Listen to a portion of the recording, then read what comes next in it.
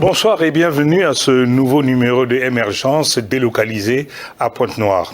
Le sujet central de notre émission aujourd'hui, c'est le sigle ACPE, Agence congolaise pour l'emploi.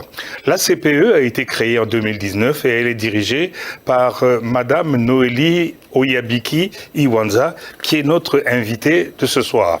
Mais avant l'entretien que je vais me faire le plaisir d'avoir avec elle, voici d'abord le reportage intro de Miafuna Mbongo. Ici, nous sommes à Pointe-Noire, capitale économique de la République du Congo. C'est le site où ont travaillé les agents de l'ex-Onemo, dissous, qui, en avril 2019, a conduit à la création de 2 entités, dont l'Agence congolaise pour l'emploi. La réforme initiée par le président de la République dans le secteur de l'emploi continue de se concrétiser sous le dynamisme du gouvernement. Les jeunes sont appelés à assurer le devenir de notre nation.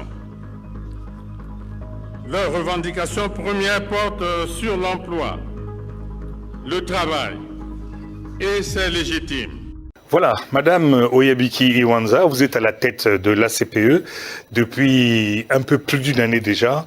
Pouvez-vous nous présenter votre agence ? Monsieur Jean-Claude Kakou, je vous remercie de m'inviter sur votre plateau, bien que délocalisé. Comme vous avez dit un peu plus tôt, l'Agence congolaise pour l'emploi a été créée en 2019 par la loi 07-2019, qui porte création de l'Agence congolaise pour l'emploi.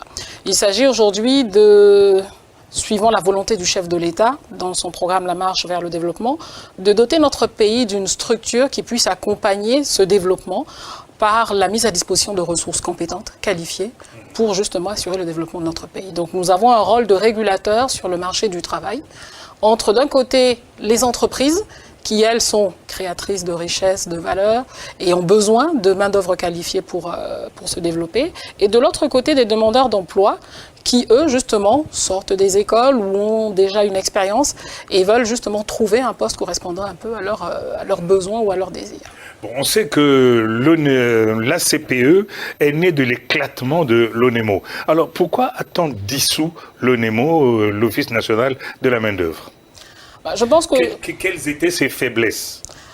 Je ne pense qu'on ne va pas parler de faiblesse. Je pense qu'à chaque étape, justement, nous vivons dans un monde qui est assez changeant, qui évolue. Le monde d'aujourd'hui est un monde qui va très vite. Nous avons dépassé la globalisation. Et l'Onemo, telle qu'elle avait été créée, telle qu'elle existait, correspondait à une situation ou un état de l'économie de notre pays qui nécessitait à ce moment donné une certaine main-d'œuvre. Aujourd'hui, nous avons besoin de faire face aux défis du développement, que sont les nouvelles technologies, que sont les questions environnementales, les questions d'hygiène, de sécurité, les questions même comme nous le vivons dans l'actualité, liées aux risques que représente la pandémie du Covid. Et pour cela, il fallait doter notre pays d'une structure stable pour pouvoir identifier en amont les besoins dont notre pays allait avoir besoin pour accompagner ce développement. Vous regardez que quand vous regardez dans le programme du chef de l'État, nous avons la diversification de l'économie, avec des projets, des zones économiques et spéciales implantées selon leurs spécificités, avec des entreprises qui s'installent, qui ont besoin de main-d'œuvre. Sur le tissu, parlons de Pointe-Noire, sur la plateforme d'exploitation pétrolière, vous avez besoin de personnel qualifié qui ont besoin d'être accompagnés sur des métiers qui n'existaient pas il y a 20 ans, quand l'Onemo a été créé, qui aujourd'hui n'existent plus. Aujourd'hui, le défi que nous avons, c'est d'identifier les besoins dans notre pays, les besoins en compétences dont notre pays a besoin maintenant et dans le futur. Alors, depuis que vous êtes à la tête de l'ACPE, quels ont été vos principaux chantiers ? Alors les chantiers, ils ont été d'abord, je pense que dans un premier temps, en interne d'abord d'appréhender un peu le scope, pour ne pas dire l'étendue des réformes. Parce qu'une réforme, justement, ne se décrète pas, elle se vit, elle s'accompagne et elle n'est jamais terminée. Autant les institutions, les textes créant la CPE ont été mis en place, mais autant d'abord en interne dans un premier temps. Le premier chantier a été de travailler avec les équipes, de retravailler sur la culture d'entreprise, sur les valeurs que nous souhaitions justement mettre en place pour travailler avec nos usagers que sont les demandeurs d'emploi et les entreprises, notamment des valeurs d'éthique professionnelle, d'innovation, c'est très important puisque nous sommes aujourd'hui passés à une agence qui est, dans les services sont totalement digitalisés, de travailler sur des valeurs aussi de professionnalisme et surtout d'égalité. Les différentes enquêtes que nous avons pu mener nous ont amené à comprendre que la perception des services publics de l'emploi était peut-être biaisée et nous nous sommes attelés à changer cette perception. Et la deuxième partie de ce chantier a consisté à doter l'agence d'un environnement de travail adéquat pour le personnel, mais aussi pour les usagers. Et c'est ce que nous continuons à faire avec le déploiement tout récent de Djambala. Nous avons fait Dolisie, Pointe-Noire, qui est l'agence vitrine, correspond à ce que nous attendons des services publics de l'emploi et ce qu'attendent nos usagers. Bon, alors, si vous voulez bien, nous allons passer dans le vif de notre sujet. Quelle est votre feuille de route en matière d'emploi? Qu'est-ce que le président ou qu'est-ce que le ministre vous a dit en vous confiant cette institution aussi sensible? Je pense que la feuille de route, elle est claire et elle est connue. C'est simplement de nous assurer que les emplois au Congo, la politique de l'emploi au Congo soit appliquée et que les Congolais puissent avoir accès aux emplois prioritairement au Congo. Pour cela, cela passe par des discussions, par des échanges avec les entreprises, avec le ministère des hydrocarbures pour lequel aujourd'hui nous avons une collaboration avérée, qui consiste à mettre en place des textes qui privilégient ou qui donnent accès prioritairement à l'emploi aux Congolais. Les derniers décrets pris par le ministère des hydrocarbures donnent pour les entreprises du secteur des hydrocarbures et pour les services périphériques, pour ne pas dire qui évoluent dans cette sphère, une priorité à 80% aux Congolais. C'est-à-dire que dans une entreprise du secteur des hydrocarbures, 80% du personnel doit être composé par des Congolais. Et ce texte est même très ambitieux et elle traduit la volonté justement affirmée par le gouvernement et qui est de dire à un niveau managérial, c'est-à-dire qu'à un niveau de supervision dans l'entreprise, 90% des postes de supervision, donc des postes de direction, doivent être assumés par des Congolais. Bien sûr, cela ne se décrète pas par un texte, ça a été fait, mais nous avons maintenant ce rôle d'accompagnement pour voir avec les entreprises comment cette nouvelle réglementation va se mettre en place. Bon, alors, les nombreux jeunes qui nous regardent, qui nous écoutent ce soir, doivent se demander quel est le parcours d'un demandeur d'emploi. Lui veut demander un emploi, qu'est-ce qu'il doit faire? Est-ce que c'est un parcours du combattant? Et c'est même ici qu'intervient la différence entre un demandeur d'emploi et un chômeur. Oui, ça c'est une très vaste question. C'est vrai qu'on entend souvent dire il y a des chômeurs, il y a beaucoup de chômeurs. Alors si l'on se base, puisque nous vivons dans un monde, on va dire, mondialisé, où on doit comparer ce qui est comparable, on va comparer, comme on dit, on ne peut pas comparer deux choses différentes.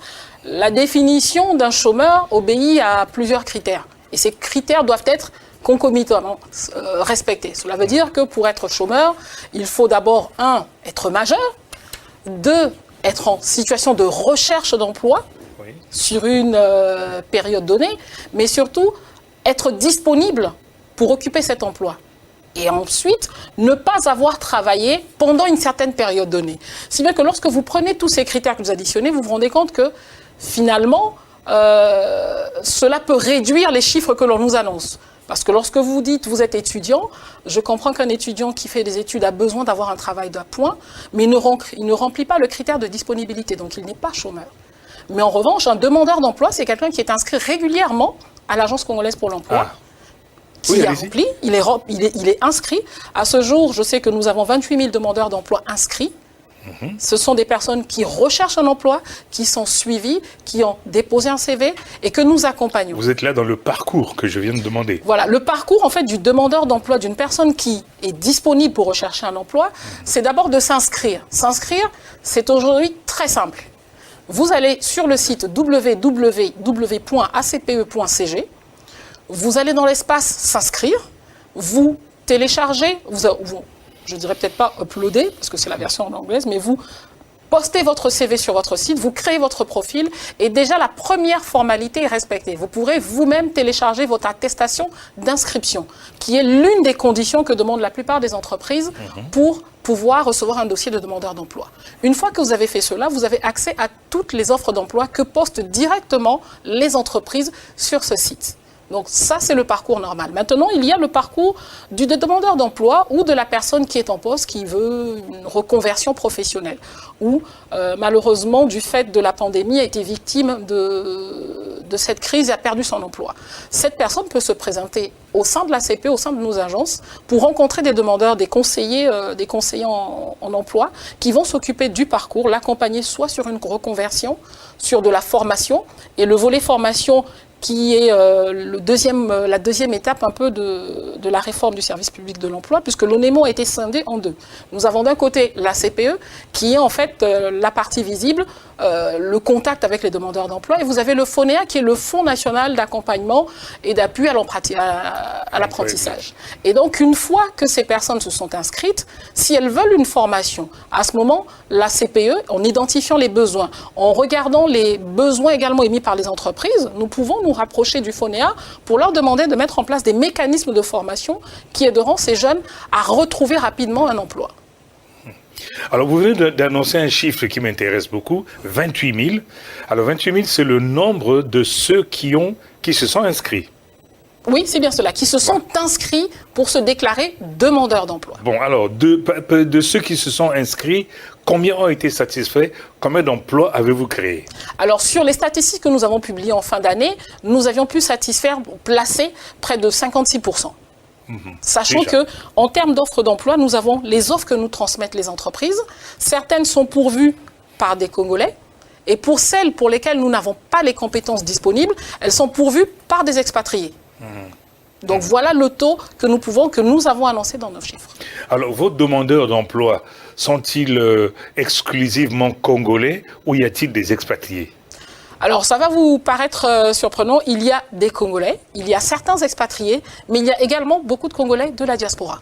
Ah, les diasporas. Voilà, qui s'inscrivent parce que justement, ils ont des compétences et ils sont intéressés. Des retours que nous avons eus, ils ont aujourd'hui accès, grâce à cette plateforme, à des informations qu'ils n'avaient pas avant. Alors, quelles sont les difficultés rencontrées par votre agence en matière de recrutement dans le secteur privé, des locaux et des expatriés? Y a-t-il des difficultés? Je pense que je ne parlerai peut-être pas de difficultés, mais j'emploierai plutôt le terme de changement. Pourquoi? Parce que la législation, les textes n'ont pas changé. Il y a eu, c'est vrai qu'à un certain moment, peut-être que les entreprises n'étaient pas au fait de cette législation. Donc, le grand défi que nous avons eu pour l'année 2020 à relever, c'est toute la pédagogie à mettre en place pour expliquer aux entreprises ce que dit la loi, ce que disent les textes. Comment faire un recrutement? On ne peut pas aujourd'hui au Congo recruter, je prends un exemple pour une entreprise qui a besoin de recruter un directeur, décréter je vais recruter un directeur étranger. Non. Il faut d'abord publier le poste. Parce que nous avons des Congolais compétents de par le monde, au Congo, qui sont cadres. Certains ont de l'expérience. Et une fois que le processus de recrutement a été complété et abouti à ce que l'entreprise n'ait pas pu identifier le profil, à ce moment, l'entreprise demande une autorisation pour recruter un étranger.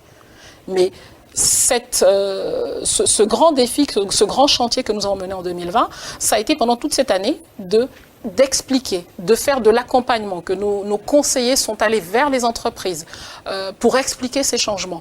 Cela n'a pas été facile, parce que c'est vrai que le changement n'est pas une chose aisée, mais je pense que nous avons eu un retour très positif des entreprises, des organismes patronaux et des chambres consulaires. Alors, vous venez de dire que les demandeurs d'emploi sont majoritairement issus de la diaspora. Comment vous l'expliquez ? Je ne disais pas majoritairement. Majoritairement, ce sont des Congolais qui sont au Congo. Mais nous avons également des Congolais de la diaspora. Au Congo, nous avons beaucoup de jeunes très compétents, diplômés, qui peut-être parce qu'ils n'ont pas eu accès à l'information, se sont détournés ou se sont trouvés des métiers d'appoint. Mais leurs compétences peut-être les orientent sur des métiers pour lesquels, s'ils avaient l'accompagnement nécessaire, s'ils avaient le soutien de l'Agence congolaise pour l'emploi tel qu'il se déploie aujourd'hui, leur permettrait d'accéder à certaines entreprises. Nous avons souvent entendu les jeunes Congolais nous dire « Oui, mais pour avoir un emploi, il faut un poteau, il faut ceci, il faut cela ». Je vous dis, c'est faux. Pour la simple et bonne raison que nous exigeons, et la loi l'a bien stipulé, lorsque nous envoyons des CV dans les entreprises, nous participons aux entretiens. pour nous assurer que les CV, que les Congolais qui sont reçus en entreprise ont les mêmes chances que ceux qui arrivent par des cabinets ou qui sont orientés peut-être par les bases de données que ces entreprises ont. Et les entreprises ont l'obligation, c'est prévu par la loi, de nous transmettre le compte-rendu de ces entretiens, de façon à ce que nous puissions valider, acter que la compétence les CV que nous leur avons envoyés ne correspondent pas à leur profil. Mais bien souvent, cela se passe très bien et nous arrivons justement à faire passer... Quelle est la place des femmes dans les recrutements? Quelle place leur accordez-vous? Je suis peut-être, on va dire, mon opinion va être biaisée par le fait que je suis moi-même une femme, mais je pense que je leur accorde la place la plus importante parce que justement, il y a, je ne parlerai pas de déficit de candidature, mais pour certains postes, nous encourageons les candidatures féminines. Nous allons faire de la recherche. Nos conseillers en entreprise vont sur les réseaux sociaux professionnels. C'est-à-dire que je ne citerai pas les sites, mais il y a des sites sur lesquels vous trouvez des CV. Et nous faisons de la chasse de tête. Nous appelons, nous voyons, nous proposons des solutions. Et la place des femmes, elle est, je pense, elle est ouverte. Toutes les femmes ont la possibilité, à partir du moment qu'elles ont défini leurs projets, leurs aspirations, elles sont les bienvenues. Nous avons un espace cadre à l'agence de Pointe-Noire pour lesquels nous recevons toutes les candidatures pour des postes des postes à responsabilité dans les entreprises et même des postes en mobilité internationale, mais pour lesquels nous invitons, nous encourageons les Congolais à postuler parce que bien souvent, lorsqu'on recherche un emploi, on ne regarde que le Congo. Mais aujourd'hui, et comme vous le savez, le président de la République, son Excellence Denis Sassou Nguesso, est président de la CEAC. Cela veut dire que nous avons un marché régional, sous-régional, que nous pouvons atteindre. Dans le cadre de la CEAC, de la CEMAC, autant les Congolais, nous pouvons travailler chez nous, mais nous pouvons aussi aller travailler à l'étranger. Et nos compétences sont recherchées. Et nous invitons donc justement à ce que les Congolais se saisissent de ces opportunités. Et au-delà de la CEAC, nous avons aujourd'hui, avec l'Union africaine et la ZLECAf, d'autres opportunités qui nous sont ouvertes. Et la CPE est là pour accompagner ces Congolais qui sont en quête de mobilité pour gagner en expérience. Alors, nous sommes à Pointe-Noire, madame. Pourquoi dit-on que Pointe-Noire est le premier bassin de l'emploi au Congo ? Parce que Pointe-Noire est la capitale économique. Quand vous regardez aujourd'hui, jusqu'à présent, l'économie du Congo était basée sur le secteur des hydrocarbures. Et toute l'économie, tout l'écosystème qui s'est créé autour a généré énormément d'emplois. Et en termes de contribution, Pointe-Noire est le premier bassin d'emploi, qui est suivi par Brazzaville et Ouesso. Donc ce sont les villes sur lesquelles justement nous accentuons notre présence et nous souhaitons imprimer une dynamique nouvelle, notamment à Ouesso. Pour Pointe-Noire, nous sommes en passe de finaliser les objectifs que nous nous sommes assignés et nous allons attaquer très prochainement la ville de Ouesso. Alors Pointe-Noire, capitale économique, ou Pointe-Noire, capitale du pétrole, et Ouesso est troisième bassin de l'emploi. Pourquoi ? Alors Ouesso est troisième bassin de l'emploi parce que nous avons Brazzaville, sur les derniers chiffres que nous avons, Brazzaville également, Brazzaville étant la capitale administrative, politique, toutes ces sociétés ont des filiales, ont un siège à Brazzaville. Donc vous vous rendez compte que cette main-d'œuvre également aussi est peut-être dupliquée sur Brazzaville. Ouesso, c'est la capitale de l'or vert, du bois, c'est la capitale économique. Nous avons l'avantage et aussi la difficulté d'avoir une ville qui est frontalière au Cameroun.